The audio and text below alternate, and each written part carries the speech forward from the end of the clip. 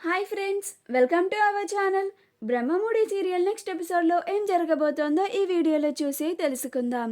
అపర్ణ సుభాష్ల పెళ్లి రోజుని ఘనంగా జరుపుతున్న కావ్య రాజ్ అసలేం జరిగింది అని తెలుసుకోవడానికి ఈ వీడియోని స్కిప్ చేయకుండా ఎండ్ వరకు చూసేయండి. ధాన్యలక్ష్మి ప్రకాశంలో ఇద్దరు కళ్యాణ్ ఒక్కడే బయట కూర్చొని బాధపడుతున్నాడు అని వాళ్ళిద్దరూ వచ్చి కళ్యాణ్కి సర్ది చెప్పి అక్కడి నుంచి వెళ్ళిపోతారు. వెళ్తూ వెళ్తూ ఒకసారి వెనక్కి తిరిగి చూసి ధాన్యలక్ష్మి ప్రకాశంతో, చూడండి, వాడు అలా బాధపడుతుంటే నేను వాడిని చూడలేకపోతున్నాను, నా గుండె తరుక్కుపోతుంది అని అంటుంది. అప్పుడు ప్రకాశం, ఇప్పుడే నువ్వు మాట్లాడావు కదా, అలా నెమ్మది నెమ్మదిగా వాడిని ఆ ఆలోచన నుంచి బయటికి తీసుకొని వద్దాం అని అంటాడు.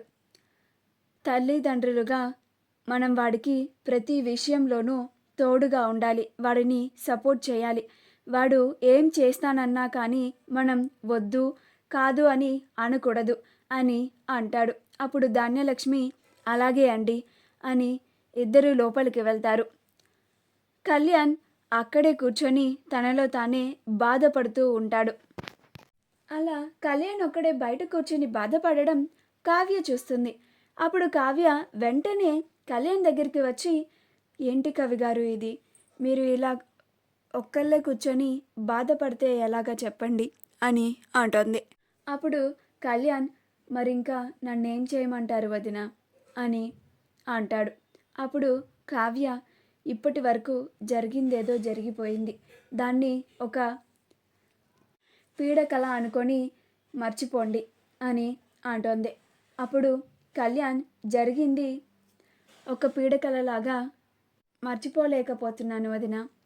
పైగా నా వల్ల అప్పు మీద చాలా నిందలు పడ్డాయి, నన్ను ఆ విషయమే మరింత బాధ పెడుతుంది అని అంటాడు.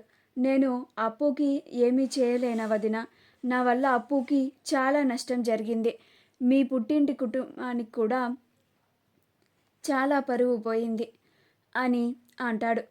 నేను మీ కుటుంబానికి ఏదో ఒకటి చేయాలి అని అంటాడు. అప్పుడు కావ్య, నేను మీకు అంతకుముందు కూడా చెప్పాను కవిగారు, అప్పుకి నేను, స్వప్న, మా కుటుంబం అంతా ఉన్నామని. మీరు అప్పు గురించి ఆలోచించకండి, మీరు అప్పు విషయంలో నిశ్చింతగా ఉండండి, మేము చూసుకుంటాం అని అంటుంది. అప్పుడు కళ్యాణ్, ఎంత మీరు చూసుకున్నా నష్టం జరిగింది నా వల్లే కదా వదిన, నాకు బాధ ఉంటుంది కదా, అది నేను మర్చిపోలేకపోతున్నాను అని అంటాడు.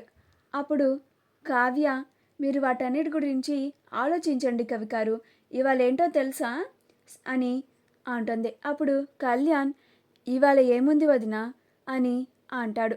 అప్పుడు కావ్య, ఇవాళ మన ఇంట్లో ఒక స్పెషల్ డే అని అంటుంది.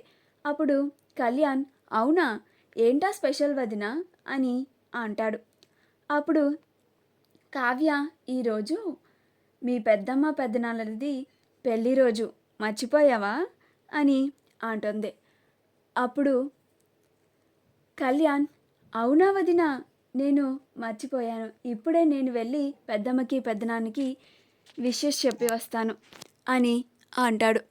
అప్పుడు కావ్య, ఆగండి కవి గారు అని అంటుంది. అప్పుడు కళ్యాణ్, ఏంటి వదిన అని అంటాడు. అప్పుడు కావ్య, నాది ఒక చిన్న రిక్వెస్ట్ కవి గారు అని అంటుంది. అప్పుడు కళ్యాణ్, అయ్యో పర్లేదు చెప్పండి వదిన అని అంటాడు.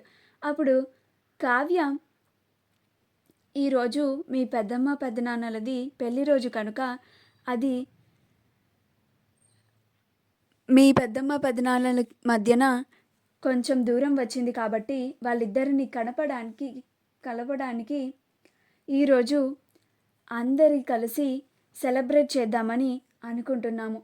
నువ్వు ఇలా బాధపడుతూ కూర్చుంటే బాగోదు కదా కవి గారు, మీరు కూడా అందరితో కలిసిపోయి ఈరోజు ఆనందంగా గడపాలి అని అంటుంది. అప్పుడు కళ్యాణ్, అయ్యో అదేం మాట వదిన, అలాగే నేను, మీరు చెప్పారు కదా ఇలా కూర్చొని బాధపడను.